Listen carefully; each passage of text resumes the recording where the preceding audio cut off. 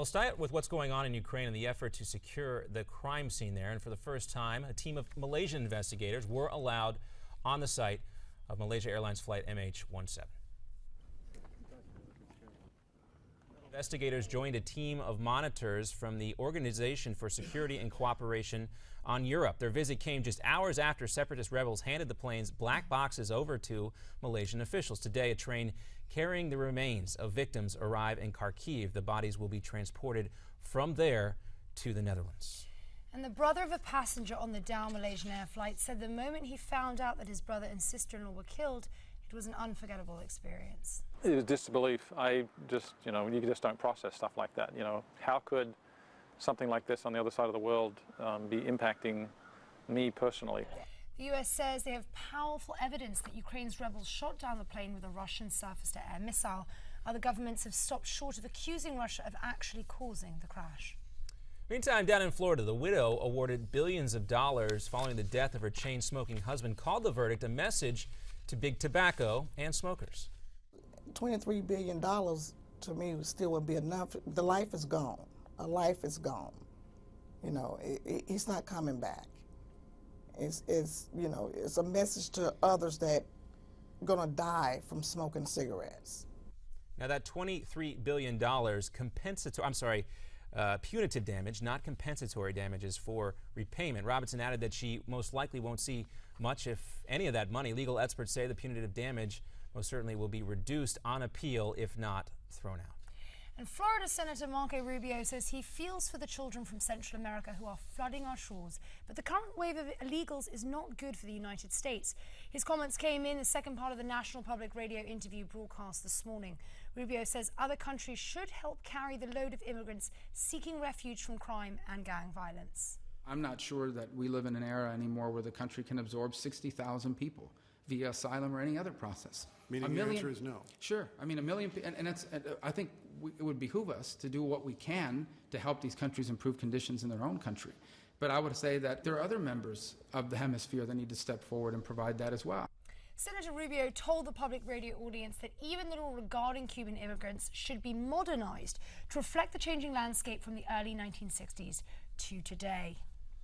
Interesting take there from Rubio, particularly because he was such the public face of the Senate Gang of Eight immigration bill, and clearly as the tide starts to turn in terms of public sentiment on this issue, Marco Rubio is going to have to play a little bit of defense. A very interesting comment there. He wants to change it to reflect the changing landscape from the early 1960s. What's your thoughts on that, John? Well, if you think back to the early 1960s and Cuba and some of the stuff that was going on here with Russia, we might be entering in that new phase here. But using the term modernized is important here. I mean, we are dealing with a new reality in the 21st century, and we've talked about the importance of securing our borders. One of the things that's really, keeps coming back to me about this whole situation playing out in Texas on the border there is that this is happening where there is a God-made border, the Rio Grande River. This is where many of these migrants are choosing to come across here, and we'll have JD back, and I'm sure he'll want to address this.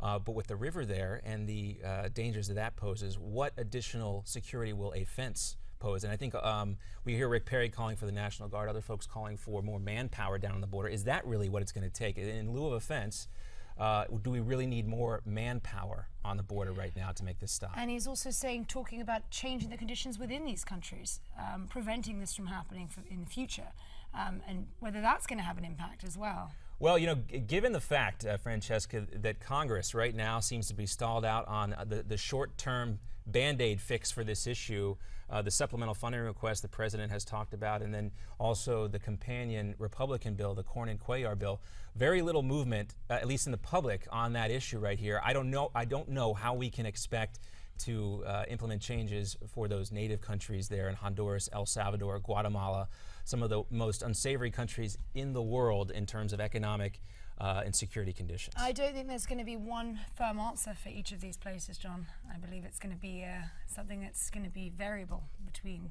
There is one thing here that history proves may give us some hope on the issue of the supplemental immigration fix, and not saying necessarily that the $4.7 or the president's request is the answer here, but we know Congress has one of those hard deadlines coming up here with the August recess on the horizon here. And as we've seen in the past, things that seem like they cannot get fixed, like the debt ceiling and other issues like that, when Congress is going home for somewhat of a prolonged vacation or in-district work session, as JD likes to call it, they do seem to have a little bit more motivation to get something done. Does that give you any hope that we could see some sort of fix? Because as we've heard Republicans and Democrats alike say, the longer we wait to fix this most urgent emerging issue, the more it's going to cost us. Well, I think regardless, this is going to be a hot topic for election season. I think we all know that. But as you said, it does seem to be somewhat dead within Congress right now. So let's hope that some action is taken. Some action is better than no action at this point. Yes, and of course what we heard there from Rubio, and we were hoping to have, we have an interview scheduled with Marco Rubio here on Newsmax TV coming up later this week. I believe tomorrow, so we can get some more information from him on this. But of course, what the Republicans are trying to do here is talk about the compassionate side of this argument, making sure that the welfare of these kids is upheld here, but also dealing with the security issue. And can he still bridge that gap? Careful balance. Very delicate balance, the immigration issue. One of the hot button issues we continue to talk about here on America's Forum and on Newsmax TV and on Newsmax.com. You can always reach out to us and give us your comments on the latest situation. What do you think about Rick Perry sending these National Guard troops to the border? What do you think about Marco Rubio's comments? We'd love to hear from you. Reach out to us on Twitter at Newsmax TV, the hashtag America's Forum. Find us on Facebook, facebook.tv.com or facebook.com/Newsmax TV.